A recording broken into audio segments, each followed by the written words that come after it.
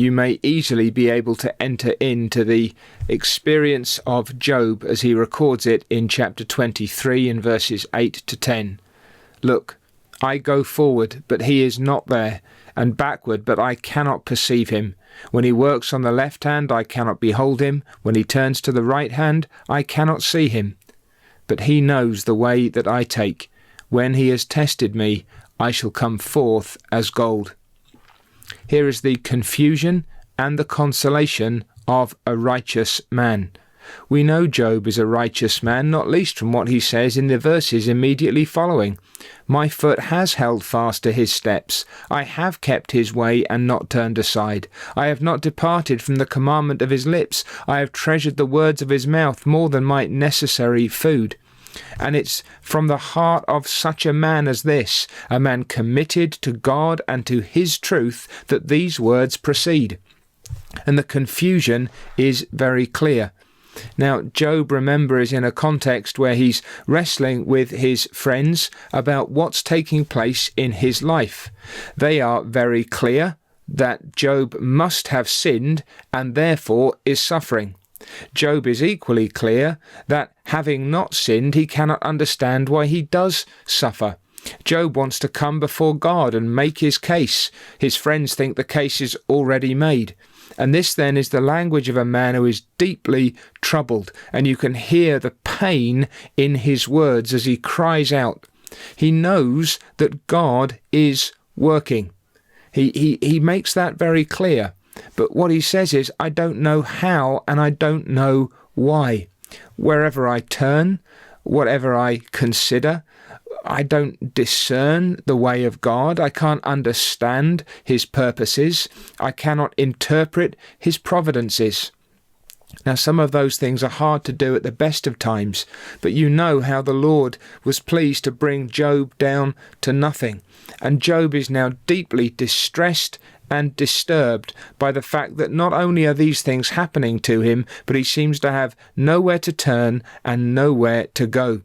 And here then is his confusion, and you may share it with regard to things that are taking place in your own experience. Individually, you say, I don't know why I'm going through these things. I don't know why I'm suffering the way that I do. I don't know why I'm being battered by wave after wave of trouble.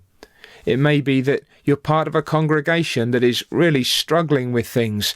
There are perhaps troubles within or persecutions without. The work seems to falter rather than to advance. And you say, what is God doing? Perhaps it's not just your own congregation, but others. Or you look out into the world at large and you see the turmoil and the distress and the wickedness and the confusion.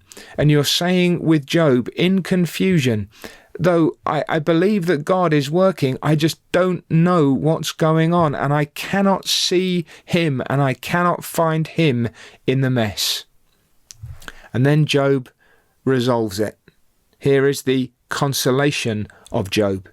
But he knows the way that I take. When he has tested me, I shall come forth as gold. Job doesn't know, but he knows that God knows. Job grasps the fact that the God whom he cannot see at this time, whose way is beyond his understanding, that this God is at work, and that this God knows the path that Job is on. He has appointed it for him. There is no confusion in the mind and heart of God. Yes, God knows the way that Job takes. He has appointed both the means and the end. And when God has tested him, he shall come forth as gold. This is a trial for Job, of his faith, of his hope, of his love. And he knows that God, because he is both wise and good, is testing him with purpose. And though the test is painful, though there is fire here, it is for purification, for refining, that when God's purposes in Job have been accomplished, he will be golden, that the impurities of his thought and feeling and living will be more removed than before, that the perfections of God's work in him will be seen.